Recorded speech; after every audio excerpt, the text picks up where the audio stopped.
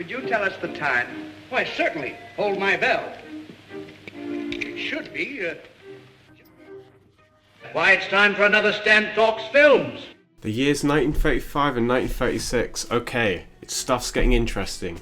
Hitler's been in power for a good few years now, so very soon things are going to be shaken up massively by World War II. Right now I've still got quite a lot of Laurel and Hardy to talk about, and I understand that I've been doing that a lot recently. If you're not a fan of Laurel and Hardy, you're probably getting kind of tired of me talking about it, but rest assured that's coming to a close soon. Laurel and Hardy films will become less frequent from this point. But yeah, those films are just the stronger films from this era to me, so inevitably they're just going to make the list. As per tradition, I have seen 18 films from this time period. So kicking it off with number 10, we have The 39 Steps, which might come as a surprise to people because this is an Alfred Hitchcock film, and it has got Robert Donat in it, who I think is one of the better actors of this era. But yeah, compared to most of Hitchcock's works, I just think this is a bit bland. A lot of very simply shot scenes, it's very dialogue heavy. The main redeeming feature really is the on-location footage of the Highlands. The plot does play into similar concepts as The Man Who Knew Too Much. A regular guy gets involved in these international tensions. I fired those shots. You what? Yes, to create a diversion. You see, I had to get away from the theater quickly.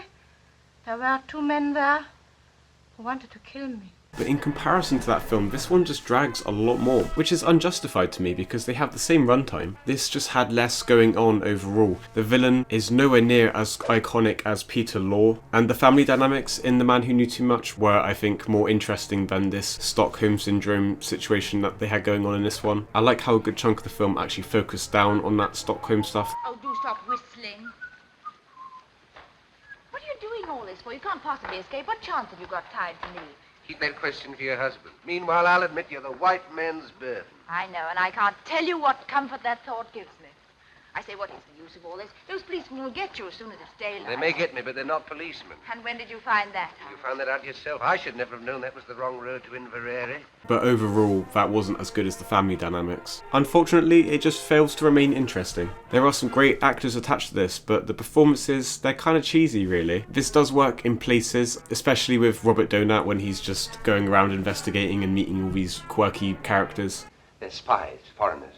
They've murdered a woman in my flat and now they're waiting for me. Oh, come off it. Funny jokes at 5 o'clock in the morning. All right, all right. I'll tell you the truth. You married? Yes, but don't rub it in. What's the idea now? Well, I'm not, you see. I'm a bachelor. Oh, are you? A married woman lives on the first floor. Does she? Yeah, and I've just been paying her a call. And now I want to go home. Well, what's preventing you? Well, one of those men's her brother, the other's her husband. How'd you see? Why didn't you tell me before, old fella? I only wanted to be told. Train sequence was exciting and cool and well shot, very cool. There's a nice nod to Birth of a Nation towards the end. Cool reference, but yeah, this film just nah. Okay, some notable parts, but just simply not enough to save it. It's very dull. Could you argue it's dull because it's going for a more adult approach? Perhaps. But the way that translates on screen is just more mundane filmmaking. There's one shot that I think was really the exception of that, which is when the camera cuts from inside a car set and onto on-location footage in one seamless cut. That looks awesome, and I wish there were more stuff like that in this film. Those kind of things are what this film's missing, that Hitchcock stylization. It is subtler, yes, and there is something to be said for that, but to me personally, I just prefer the more stylized Hitchcock films, and so for that I consider this one of his weaker works. At number 9 we have Reefer Madness. I did briefly mention this at one point. It's generally considered the first stoner comedy.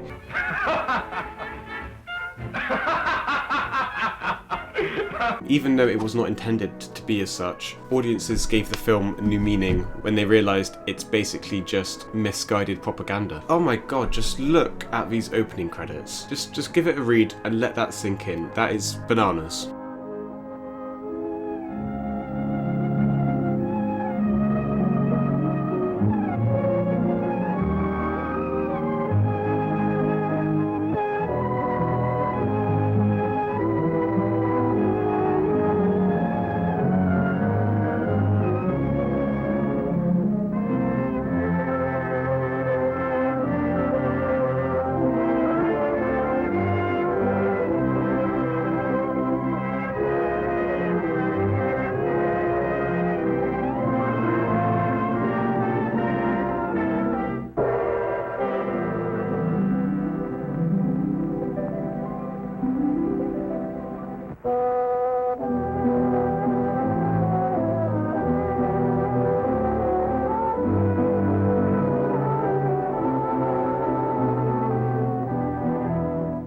Unfortunately, that opening is actually probably the best part of the film. The whole thing is completely wrong, and I did chuckle at that in places, but the opening credits pretty much summarise that, and the joke does get old pretty quick. There's a few of these moments where these so-called professionals are discussing the drug and talking about its effects.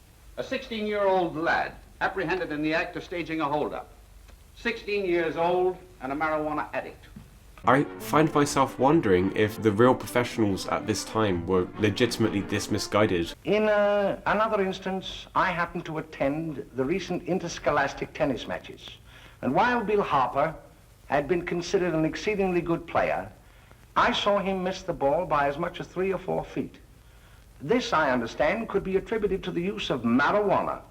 It's like they got the paperwork between marijuana and crack cocaine mixed up.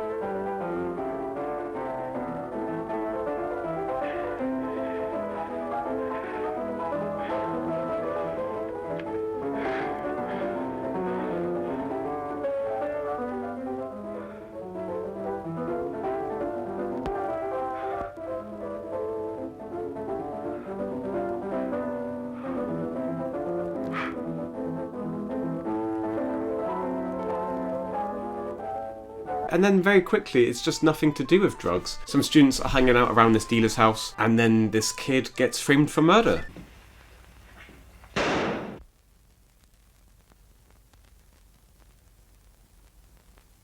And they kind of treat it like if he wasn't doing weed at this party, then none of this would have happened because he was so messed up that he couldn't tell what was going on or whatever, I don't know. But then it didn't really sell it to me. I didn't really believe it. I just couldn't really get into what they were trying to say because the drugs didn't really seem relevant to the whole murder thing. It felt like a completely separate thing, yet all the characters seemed to act like it did. So there's not really a very strong message being reinforced there. This film is very wrong on multiple levels. Factually inaccurate, the story is just a mess. It loses momentum really quickly and it doesn't tie together in a satisfying way. Pretty bad actually, but there are just those occasional fun moments sprinkled in there. It's kind of worth the watch just to see those outrageous, like, what moments? So far, from the films I've seen, which is about 5 or 6, I actually still think that Narcotic has been the best one. That reigns supreme as the funniest 1930s PSA film so far. At number 8 we have Last of the Mohicans, based on the novel with the same name, the story of Hawkeye. He's a white man and he's raised among the natives, and so he's like a native but he's white. The setting of this, that 18th century American colonial war setting, I really like that as an initial premise, but I do think this is quite limited by the Hays Code. This should be gory and violent and it's not really, and the way it's shot is basically just like a Laurel and Hardy film, which is not a diss to Laurel and Hardy because the way that that's shot, it works because it's a comedy, you know, you're keeping it simple and letting the comedy carry it. But in this, I'm like, there's just nothing going on here. Why is this drama with such complex themes being told in such a limited format? I don't love either of these films, but the 90s remake is definitely better. It delivers on the things that this film failed at because it's violent and it's cool, and Daniel Day-Lewis is an awesome actor. So just for those things, it's immediately better. However, there is a strong premise and story at the heart of this. It's got a good balance of action and character-driven dialogue. Themes are there, societal commentary and all that sort of thing. There's a big sense of scale to the conflict that's surrounding them. And I understand that this is supposed to be very faithful to the novel, so I respect that. If you can get into this as just a basic script-to-screen experience, then you're probably going to enjoy it. At number 7 we have The Bride of Frankenstein, the sequel to Frankenstein. I'm really unsure which I prefer of the two. Many consider this the better one. I'm personally torn. I like them both the same in different ways. This is going for a completely different thing, very meta. We open on Mary Shelley, the author, sort of just talking about a book. And yet you have written a tale that sent my blood into icy creeps. Look at her, Shelley. Can you believe that bland and lovely brow conceived of Frankenstein? A monster created from cadavers out of rifled graves? Isn't it astonishing? And then going off into another story, which is the whole premise of this film, that Mary Shelley is just telling this story and it's an unwritten novel, basically. The unwritten sequel. Well then, imagine yourself standing by the wreckage of the mill. The fire is dying down. Soon the bare skeleton of the building will be visible, the gaunt rafters against the sky. which is a great approach because it means that we just throw all the rules and faithfulness to the original book out the window and we can do crazy stuff now. I enjoy how subversive this direction is, though obviously it does cheapen the horror. This is not really a good horror, I wouldn't say, for the most part. You can't really settle into that dark atmosphere. Even though you've still got that gothic look going on, just the overall tone is so silly that it doesn't let you sink into the horror like you could with the first one. But it does own that. It's completely self-aware, it dials everything up a notch, everything's more violent.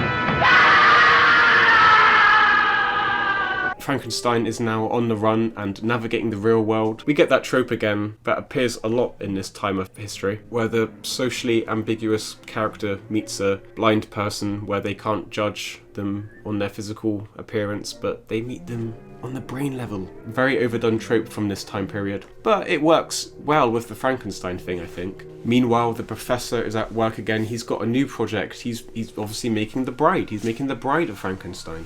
We don't see this Bride of Frankenstein till the very end of the film, but it's an excellent payoff. Elsa Lanchester, I love how she explains her performance, mimicking seagulls in London. You can see what she was going for and it works so well. It's iconic, almost as iconic as the actual Frankenstein, which, you know, that's big shoes to fill. I can overall say that I don't really care much about the Frankenstein franchise. This is undeniably a pretty strong sequel with some very imaginative ideas on display. At number 6 we have Bonnie, Scotland, another Laurel and Hardy film that starts off in Stan's semi-fictional hometown, but then the plot quickly moves to India. I'll get into that. I could be deeping it, but it feels like this scene here, is it connecting other Laurel and Hardy projects? Or maybe it's just coincidental. There we were, comfortably settled in jail, with one more week to serve. And you had to talk me into breaking out, just to come on this wild goose chase of yours.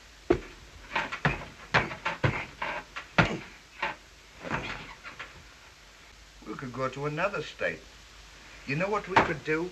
We could go way, way out west, where they'd never find us.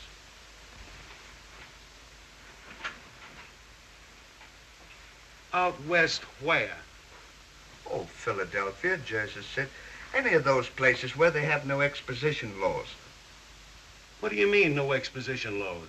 So Stan and Ollie have arrived in Scotland to collect the inheritance from the McLaurel family. They arrive at a hotel, they cook a fish, which I thought was very entertaining to watch.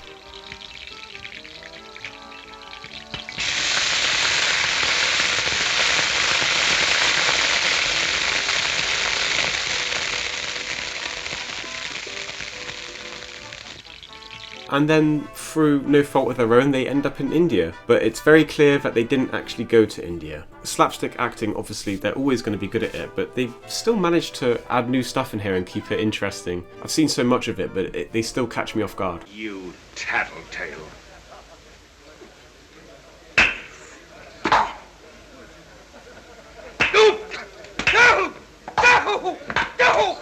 I do think the narrative is quite weak in this one. Initial premise of them arriving for the McLaurel inheritance, yep, that works. But from there it turns into a boring family drama which leads to India, and I don't really care for any of that. This just didn't really have a good story. If you took Laurel and Hardy out of the equation, this would be a very thin film. Laurel and Hardy are the only part that really redeems it. Some good dark humour in this.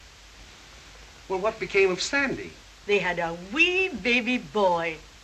And when Sandy saw the baby for the first time, he committed suicide.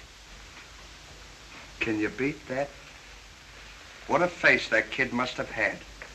Sandy was your father, and I don't blame him.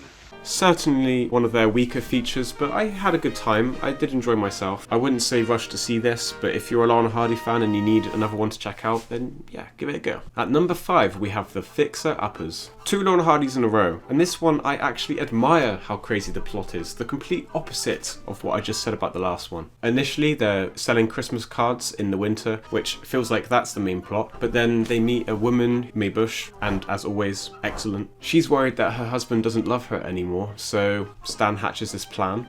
I knew a woman once that had a case just like yours, but you know what she did? She got a fella to make love to her in front of her husband, and it made the husband jealous. Then what happened? Well, So what? Well, when the husband got jealous, his wife knew that he was in love with her, just because he was jealous. You see, and if he hadn't have been jealous, then he wouldn't have paid any attention to the fella that made him jealous. See? Well, what'd the husband do? Take a gun and go out and shoot the other fellow? No, when the husband found out he was so pleased that he was jealous, he took his wife in his arms and he kissed her, and then they went out again and they got married all over. And then he kissed her again. Now, just a minute. What happened to the other fellow? They really push the Ollie fourth wall joke to a new extreme. I think one of the best renditions of that gag.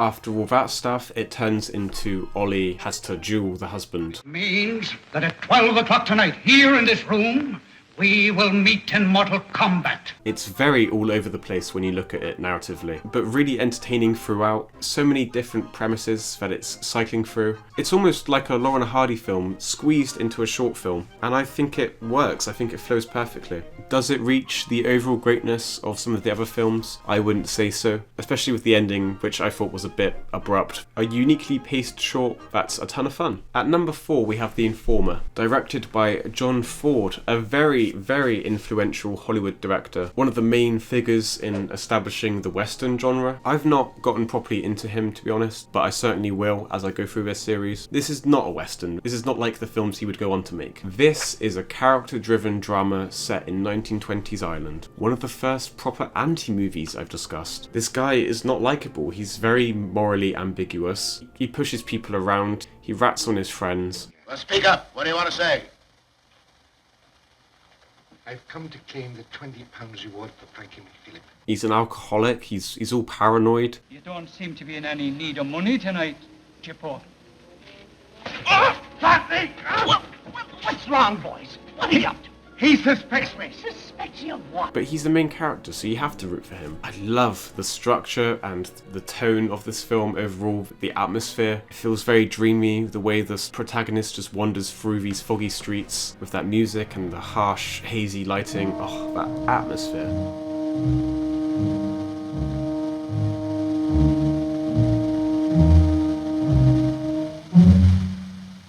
Really unique, depressing vibe. The aimlessness sort of tethers between being dreamy and a bit boring. It is admittedly a bit repetitive, but always thematically interesting and keeping me engaged. That aimlessness, you could argue, does feed into that mundanity it's depicting. The central character is just so watchable. I just love watching him push people around and be an asshole. Hey, shoot me.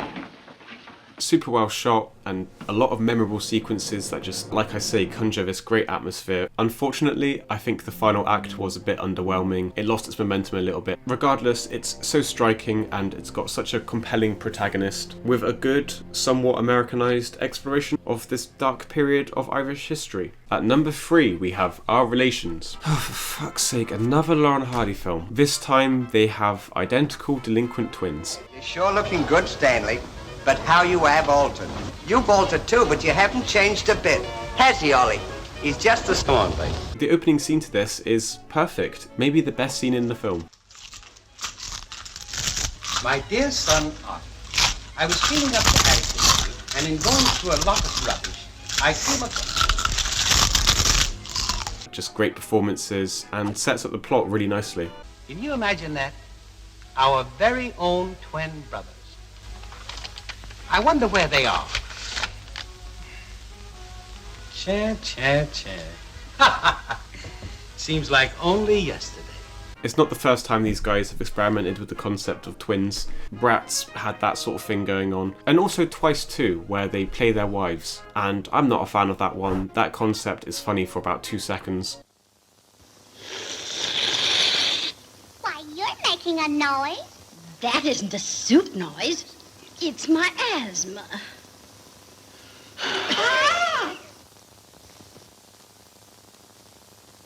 In this one, the twins actually play a part in the story. There's all these twists and turns where they're getting mixed up. Innocent Ollie's being blamed for doing one thing. $15 $15.60 for this? No, 60 cents for this and $15 for what you had in there before. Naughty Stan's hanging out with innocent Ollie and building up debts. They get seen kissing people when they didn't when it wasn't the same person, that kind of thing. Which sounds kind of simple, but it's very well thought out in terms of how it moves the plot forward, how it works within the greater narrative, and very entertaining for that. The wives in this are a lot more characterised, they feel way more archetypal. I think I'll have a nice Welsh rabbit.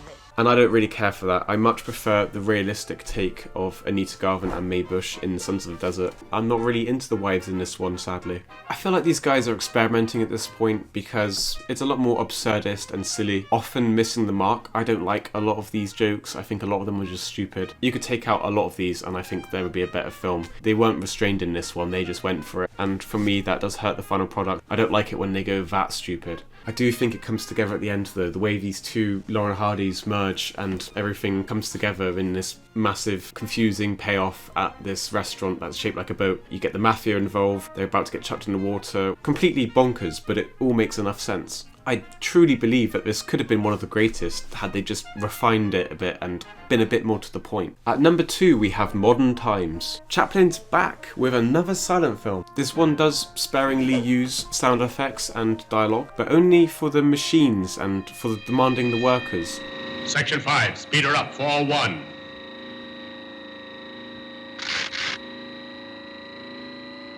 It adds a layer to it. It uses sound in a purposeful way. The workers are silent, and sound is this tool for authority. Hey! Quit stalling! Get back to work! As a creative choice that does really capture the film's overall themes. So for this final tale of the tramp, he's working in a modern factory. It's sort of this 1930s dystopia. The overall world, I think, is constructed brilliantly. Impressive sets that lend themselves really nicely to Chaplin's slapstick routines. It gets really creative with its satirical rendition of the modern day. The feeding machine is a great example of that.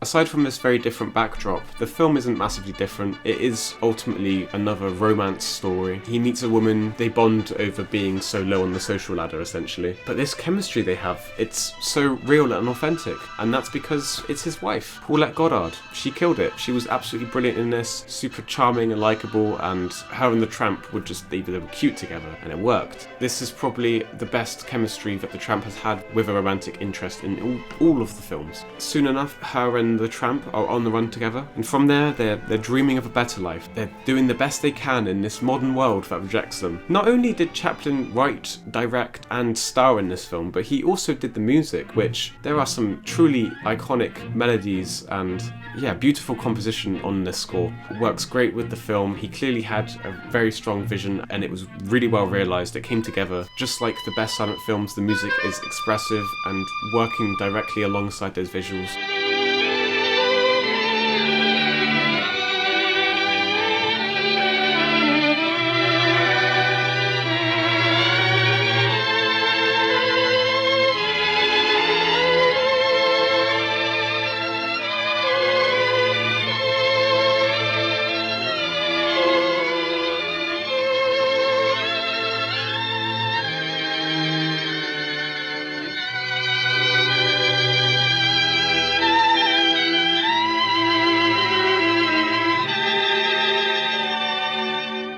As always, there's countless funny moments. Once again, Chaplin sticking to those silent roots, but the story is so relevant for the time. It's so well made. He could have lost his career to this one, and he made it work, so fair play. This is one of the best slapstick films of all time, and also the last proper one. What an excellent farewell to the silent medium for Chaplin and for Hollywood. And finally, at number 1, we have the Bohemian Girl. Isn't this bloody typical? Lauren Hardy at the number 1 spot again. So this is basically a direct adaptation of the opera by the same name. A rich child goes missing and ends up in the hands of these gypsies in the gypsy camp. They're stationed outside the city. The film plays itself quite seriously. It's a direct, serious adaptation of that opera, but then you've just got Lauren Hardy thrown in there. Its approach very much reminds me of the Pink Panther, especially the first Pink Panther. That film is basically James Bond, but but the character in the middle of it is a stupid detective. Unlike what I said about Bonnie Scotland, you could take Laurel and Hardy out of the equation and this would be a very good Bohemian Girl film. And then Laurel and Hardy in there, they're bringing their A game, they work great in it. 9 o'clock and all is well. Could you tell us the time? Why, certainly. Hold my bell. It should be just exactly 9 o'clock. Say, what did you ask me the time for? I've been yelling it all over the village. It's 9 o'clock and all is well. It's just like, why would I not want Laurel and Hardy in the Bohemian Girl? I don't really care about an opera. These songs are great. As I say, they come from the opera, so they're going to be high quality. And I think it's a real achievement to make these songs accessible again, because I wouldn't have heard how great these songs are without Laurel and Hardy running the show. Do whom I fancy. Oh, but what will happen to me? When other lips on other hearts their tales of love shall tell, in language whose excess imparts the power they feel so well. There may perhaps in such a scene some recollection be. This film is a lot like Fra Diavolo in many ways. It's set in the same sort of time. Ollie's got that silly wig again. And Stan's doing those same comedy routines, but he's got some new ones to show. Despite those similarities, I don't think that's a bad thing. It improves upon that film in every way. This is the better version of Fra Diavolo, definitely. You'll remember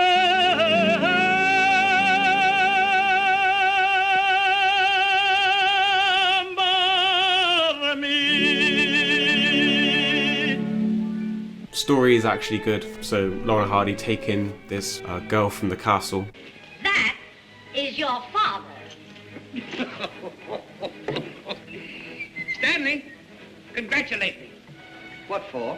I have just become a father. Congratulations. Thank you. When did this happen? She grows up completely unaware of her identity. Meanwhile, the king is like, oh, I'm sad because I've lost my daughter. And all these themes of background and identity and class structures and things, that's all being explored in a pretty surface level way, but it works. As this girl grows up, the truth unfolds. How did you sleep, dear? Oh, marvelously, Daddy. And I had such a wonderful dream.